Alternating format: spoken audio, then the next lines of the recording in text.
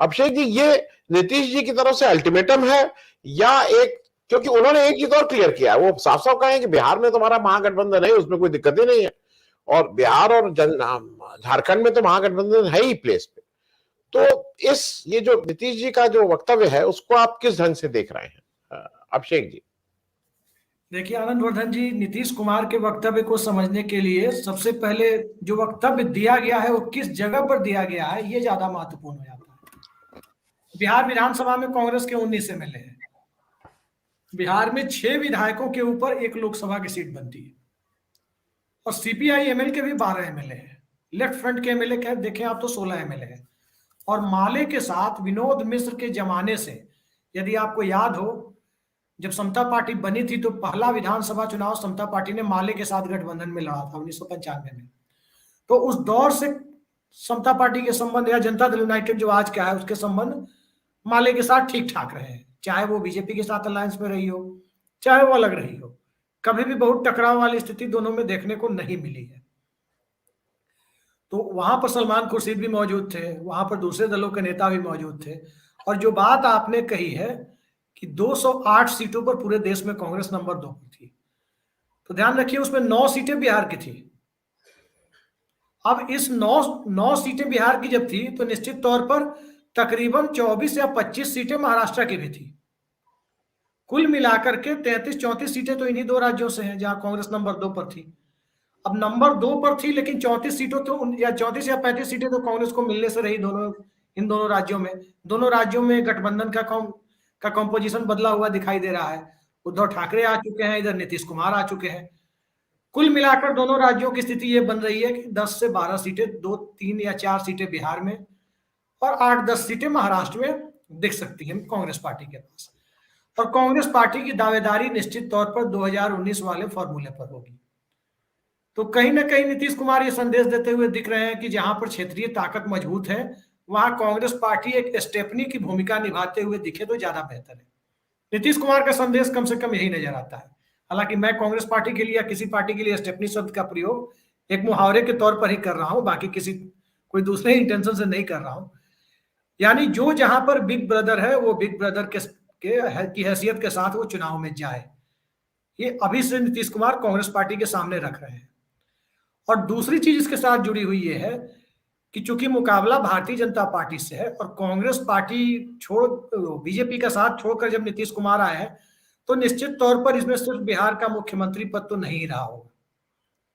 कई लोग नीतीश कुमार के नेशनल एम्बिशन की बात करते हैं, कई लोग कुछ और बातें कहते हैं, कई लोग कहते हैं कि यूपीए के संयोजक बनने की उनकी इच्छा है, कई लोग कहते हैं कि प्राइम मिनिस्टर बनने की इच्छा है। तो ये सारी चीजें किसी एक दिशा में जाते हुए दिख रही है कि नीतीश कुमार कम से कम एमके स्टालिन की तरह की तमिलनाडु की पार्टियों को आप देखते होंगे कि केंद्र में कांग्रेस या भाजपा दोनों के साथ एक एक पार्टियों का गठबंधन होता है और एक पार्टी वहां पर एक गठबंधन धर्म को निभाने वाली पार्टी की तरह दिखाई देती है चाहे जिस गठबंधन में जाए। तो नीतीश कुमार इतना तो जरूर है कि इस भूमिका में नहीं दिखेंगे जिस भूमिका में डीएमके और एआईएडीएमके दिखता है। कांग्रेस पार्टी अपने अलायंस पार्टनर को उसी तरह से ट्रीट करना चाहेगी जिस तरह से तमिलनाडु के अलायंस पार्टनर को ट्रीट करती रही है। और इस स्थिति में देश में 3-4 नेता ऐसे हैं जो कांग्रेस पार्टी के साथ, चाहे वो प्री पोल हो या पोस्ट पोल, नीतीश कुमार हो सकते हैं। तेजस्वी यादव की बात मैं नहीं कर रहा, तेजस्वी यादव या लालू यादव की बात आप करें तो लालू यादव निश्चित तौर पर कांग्रेस पार्टी के सबसे पुराने अलायंस पार्टनर में से एक है, सीताराम केसरी के जमाने से। वो तो उनके साथ वैसे ही रहेंगे, लेकिन नीतीश कुमार वैसे नहीं रहेंगे। नीतीश कुमार, केसीआर, हो सकता है कि जब इन दोनों के साथ ताकत मिलती दिखाई दे तो ममता बनर्जी और ये शरद पवार भी उसी रूप को अपना सकते हैं। अखिलेश यादव का आगे कुछ कह नहीं सकते। मोटे तौर पर स्थिति यही बन रही है कि एक तकरीबन 50 सांसद या 60 सांसद अगली लोकसभा में उन पार्टियों से चुनकर आएंगे जो कांग्रेस पार्टी को सीधे सीधे समर्थन दे देंगे और जो बड़ी पार्टी गठबंधन में है उसे ही सरकार का नेतृत्व करना चाहिए। इस फॉर्मूले के तहत चुनाव के बाद चलते हुए नजर आएंगे, ऐसा नहीं दिखता। कम से कम 50-60 सांसदों वाली पार्टियों से, वो 80 भी हो सकती है, भी हो सकती है। तो नीतीश कुमार इसके संकेत अभी से देना शुरू कर चुके हैं। अभिषेक जी, मेरे दो, क्योंकि जो ब्रजेश जी ने कहा नॉन कांग्रेस नॉन बीजेपी में मोटे तौर पे जो 4 कंटेंडर हैं जिनके मन में कहीं ना कहीं वो अपने मुंह से कहते हैं कि नहीं नहीं मैं बनना नहीं चाहता हूं, लेकिन Nitish ji prime minister contender है, Mamata ji prime minister contender है, केसीआर प्राइम मिनिस्टर कंटेंडर है, Arvind Kejriwal prime minister contender है। मैं देवेगौड़ा और शरद पवार साहब को नहीं मान रहा हूं, और मन में कहीं ना कहीं अखिलेश को लगता ही होगा कि सबसे बड़ा जब मैं राज्य का हूं तो खैर, लेकिन ये 4 लोग तो बिल्कुल ओपनली हैं। मेरे दो चीजों को लेकर आपसे प्रश्न है। एक, वेस्ट बंगाल और उत्तर प्रदेश को छोड़ के आपको कहां लगता है कि कांग्रेस को विपक्षी पार्टियों से बात करनी चाहिए? मैं राज्य के हिसाब से पूछ रहा हूं, इन 2 जगह को छोड़ के, वेस्ट बंगाल और उत्तर प्रदेश। दूसरा मेरा प्रश्न आपसे यह है कि कांग्रेस के लिए कर्नाटक का चुनाव, का विधानसभा चुनाव शायद सबसे अहम चुनाव होने जा रहा है 2024 से पहले, क्योंकि अगर 2024 में जैसा कर्नाटक के चुनाव में जैसे इंडिकेशंस हैं, अगर वहां पे कांग्रेस जीतने में कामयाब रहती है विधानसभा, तो वो उसकी बार्गेनिंग पावर को भी चेंज करेगा, और वो उसके इंटरनल जो पॉलिटिक्स है, जो उसका इंटरनल पावर स्ट्रगल है, उसमें भी फर्क पड़ेगा। तो जरा मैं 2 प्रश्न है आपसे। कर्नाटक चुनाव तक मुझे नहीं लगता है कि कांग्रेस कुछ डायरेक्ट इंडिकेशन देगी, और दूसरी बात जो मैंने आपसे कहा कि वेस्ट बंगाल और बिहार और यूपी को छोड़ के आपको कहां लगता है कि विपक्षी एकता में दिक्कत है? अभिषेक जी। आनंद वर्धन जी, आपने जो सवाल किया उसमें 3-4 सवाल एक साथ नत्थे हैं, तो थोड़ा मैं समय लूंगा, 2-3 मिनट। तो दरअसल नीतीश कुमार की जो बात आप कह रहे हैं, कर्नाटक चुनाव की जो बात कह रहे हैं, तो जेडीयू के लोग निजी बातचीत में, ऑफिशियली नहीं, निजी बातचीत में अक्सर इस चीज को स्वीकार करते हैं कि कर्नाटक चुनाव की वजह से जेडीयू और जेडीएस का मर्जर रुक गया है, क्योंकि एचडी देवेगौड़ा के जो बेटे हैं कुमारस्वामी, उन्हें अभी भी लगता है कि असेंबली हंग होगी तो भाजपा भी उन्हें आउटसाइड सपोर्ट से चीफ मिनिस्टर बना सकती है। नीतीश कुमार को लगता है यदि हंग असेंबली आती है तो जेडीयू जेडीएस का मर्जर भी हो जाएगा और कांग्रेस के सहयोग से कर्नाटक में जनता दल की सरकार भी बन जाएगी। एक ये फैक्टर है। चुनाव के पहले दोनों के बीच अलायंस की कोई सूरत नहीं दिख रही है, क्योंकि कांग्रेस कॉन्फिडेंट है, और जो कर्नाटक के हालात हैं वो भी कमोबेश यही दर्शा रहे हैं कि कर्नाटक में जनता को कांग्रेस की सरकार आती हुई दिख रही है। खुद मूड ऑफ द नेशन सर्वे जो इंडिया टुडे ग्रुप का आया है, उसमें भी आपने देखा कि उस सर्वे में कांग्रेस पार्टी को एक बड़ी बढ़त दिखाई जा रही है। यहाँ सवाल कर्नाटक से आगे का है, लेकिन उसकी चर्चा के पहले मैं आपको एक चीज बता दूं। आपने कहा कि 2 लोगों को मैं रेस से बाहर मानता हूं, देवेगौड़ा जी और शरद पवार साहब को। मेरी कुछ दिनों पहले, करीबन 1-1.5 साल पहले, वो डॉक्टर साहब से मुलाकात हुई थी जो शरद पवार की कीमोथेरेपी कर रहे थे। उन्होंने बताया कि मैंने इतनी जिजीविसा वाला पेशेंट, कैंसर पेशेंट आज तक नहीं देखा। उन्होंने बताया कि शरद पवार जब कीमोथेरेपी कराने आते थे उनके पास, तो कहते थे कि डॉक्टर डरते थे, वो बोलते थे कि अरे मुझे अभी प्राइम मिनिस्टर बनना है। ये वो डॉक्टर साहब का कहना है। आप लोग क्यों बेचैन हो रहे हो?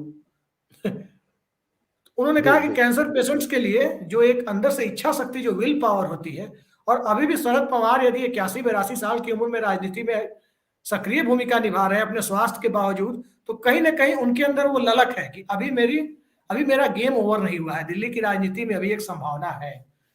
तो मैं उनको रेस से बाहर नहीं मानता। अभी आने वाले समय में क्या पता भाजपा ही उन्हें समर्थन देके बना दे। क्या आपने बहुत मदद की है एक जमाने में कोर्ट केस मुकदमे में, चलिए 6-7 महीने आप भी रह लीजिए, तो ये एक हो सकता है। लेकिन जहां तक नीतीश कुमार की बात है, अब देखिए मुद्दा कहां पर है। असल मुद्दा यह है कि लोकसभा चुनाव में सिंगल लार्जेस्ट पार्टी, तमाम पार्टियां ये मान बैठी है, कांग्रेस माने या ना माने, जो तमाम रीजनल प्लेयर्स हैं इंक्लूडिंग लेफ्ट पार्टी, ये मान चुके हैं कि सिंगल लार्जेस्ट पार्टी का स्टेटस बीजेपी के पास रहेगा, चाहे वो 170 जीते या 210 जीते। और सिंगल लार्जेस्ट पार्टी का स्टेटस जब बीजेपी के पास रहेगा तो पहला मौका राष्ट्रपति भवन से उन्हें ही मिलेगा। वो स्वीकार करें या नकार दें, 13 दिन वाली सरकार बनाए या नकार दें, ये उनके ऊपर डिपेंड करता है। सेकेंड लार्जेस्ट पार्टी को सरकार बनाने के लिए उसके क्षेत्रीय दलों में उतनी स्वीकार्यता नहीं होती है जितनी सिंगल लार्जेस्ट पार्टी की होती है।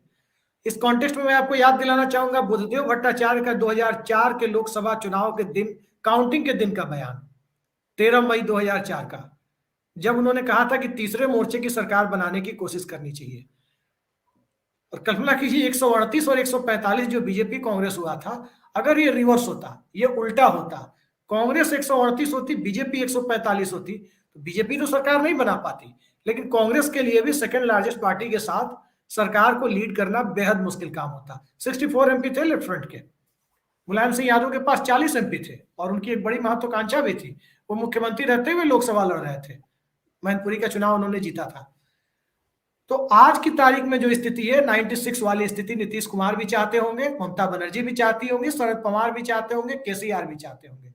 हो सकता है कि कुछ जो दूसरे प्लेयर हैं, नवीन पटनायक के बारे में भी कहा जाता है कि उनकी दबी हुई महत्वाकांक्षा है, वो भी चाहते होंगे, अरविंद केजरीवाल भी चाहते होंगे। आपको याद होगा 96 का दौर, कांग्रेस के पास कश्मीर में तब चुनाव नहीं हुए थे, 136 MP थे उस वक्त तक, जब 13 दिन की अटल जी की सरकार बनी थी। उसके बाद यूनाइटेड फ्रंट के बाद एक 179 या 180 MP थे, ऐसे ही थे, 179-80। यूनाइटेड फ्रंट के बीच जब लीडर का चुनाव हो रहा था, तब ये नहीं देखा जा रहा था कि यूनाइटेड फ्रंट की सबसे बड़ी पार्टी जनता दल है, तो जनता दल से ही चुना जाए। वीपी सिंह को कहा गया, उन्होंने डिनाई कर दिया। ज्योति बाबू के पोलित ब्यूरो ने डिनाई कर दिया। मुलायम सिंह, जीके मूपनार। हालत तो ये हो गई कि 96-97 के दौर में जब 2 बार नेता का चुनाव हुआ, एक दौर ऐसा भी आया जब ऑलमोस्ट ये खबर कंफर्म हो गई कि जीके मूपनार प्राइम मिनिस्टर बनने जा रहे हैं। एक कम से कम 4-5 घंटे तक ये स्थिति थी पूरे देश में कि मूपनार साहब बनने जा रहे हैं। लेकिन मूपनार साहब के बारे में किसी ने वीटो लगा दिया कि इनकी पार्टी भले ही अलग है, राज्यसभा के अंदर ही अभी भी कांग्रेस पार्टी के MP हैं, तो क्या हम कांग्रेस की सरकार बनवाने जा रहे हैं? उनका मामला वहीं रुक गया। उस वक्त का दल बदल कानून इतना स्ट्रिक्ट नहीं था जितना आज है। तो नीतीश कुमार जैसे जो प्लेयर हैं, जो रीजनल प्लेयर्स है, वो यही चाहते हैं कि लोकसभा चुनाव के बाद ऐसी परिस्थिति बने जिसमें सारे दल मिलकर नेता का चुनाव करें। किसे प्राइम मिनिस्टर बनना चाहिए, किसे नहीं बनना चाहिए। नीतीश कुमार के पक्ष में जो चीजें जाती है वो ये जाती है कि चूंकि नरेंद्र मोदी को सत्ता से ही बाहर नहीं करना है, पिछड़े वर्ग के बीच जो एक नॉन डोमिनेट या नॉन यादव OBC पॉलिटिक्स जो उत्तर भारत की कहते हैं, उसमें अकेले प्लेयर राष्ट्रीय स्तर पर नीतीश कुमार दिखाई दे रहे हैं, नरेंद्र मोदी दिखाई दे रहे हैं। उसके बीच एक और चेहरा खड़ा करने और उस चेहरे को खड़ा करने की कोशिश में नीतीश कुमार अपना दांव देख रहे हैं कि एक मजबूत चेहरा हो सकता है। सरकार कितने दिन चलेगी वो छोड़िए, वो सोचकर कोई सरकार नहीं बनाता है कि कितने दिनों तक चलेगी।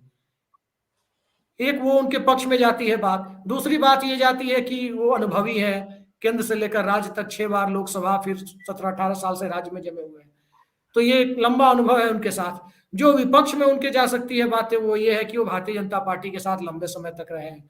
2017 में एक बार वो विपक्षी एकता की मुहिम को उनकी वजह से धक्का लग चुका है। ये सारी बातें उनके विपक्ष में जाती है। इसी तरह ममता बनर्जी के भी प्रोस एंड कॉन्स हैं, शरद पवार के भी हैं, केसीआर के भी हो सकते हैं, सबके हो सकते हैं। कांग्रेस पार्टी के सामने परिस्थितियां यही है कि वो 100 का आंकड़ा तो पार करे। 100 का आंकड़ा जब तक कांग्रेस पार नहीं करेगी, तब तक सरकार का नेतृत्व करने की स्थिति, मैं तो कहता हूं कि 272 में 136 जब तक वो नहीं लाएगी, सारी पार्टियां कांग्रेस पार्टी को समर्थन दे देंगी आसानी से। क्या इतना आसान लगता है आपको? क्या ये एक मुश्किल चीज है। और अंत में मैं एक चीज आपको और बता दूं, आपको ये लगता है कि बीजेपी सिंगल लार्जेस्ट पार्टी बनकर यदि उसे बहुमत नहीं मिलेगा तो क्या वो ये बात कह देगी लोकसभा में? या आज की जो बीजेपी है, क्या वो अटल आडवाणी वाली बीजेपी है कि 13 दिन की सरकार गिरने के बाद वो ये कह दे कि नहीं, हम विपक्ष की, रचनात्मक विपक्ष की भूमिका निभाएंगे? वो भी किसी, ये लोग तीसरे मोर्चे की कोशिश कर रहे हैं, वो किसी चौथे मोर्चे की कोशिश करते दिख सकती है। जब इतने सारे प्रधानमंत्री पद के उम्मीदवार हैं, तो बीजेपी को किसी को पूरी जिंदगी के लिए एक टाई पेट बंगला दिलवा देने में 6 महीने साल भर प्रधानमंत्री रख के क्या जाता है उसका? तो ये सारी परिस्थितियां, इन सारी परिस्थितियों में रीजनल प्लेयर्स अपने लिए अपॉर्चुनिटी देख रहे हैं कि भले ही वो गैर बीजेपी फ्लैंक पर जीत करके आए, चुनाव के बाद जो उन्हें सूट करेगा उस फॉर्मूले के साथ वो जाते हुए दिख सकते हैं। ये बात स्पष्ट है। जी, मैं अभिषेक जी आपके पास आ जाऊं। शरद भाई, उस समय सबको, मतलब जो भी थोड़ी नजर रख रहा था, सबको पता था कि 2 लोगों ने बहुत बड़ा दिल दिखाया था। सबसे बड़ा दिल लालू यादव ने दिखाया था कि बड़ी पार्टी होने के बाद, और दूसरा एज ए स्ट्रेटेजी, जो जितना मेरी जानकारी है, वो सोनिया गांधी यादव का पुश था, जो उन्होंने अपने MLA से कहा कि नहीं, नथिंग डूइंग, आप जाओ, उनको बनाओ और वो बनेंगे और वही चीफ मिनिस्टर बनेंगे।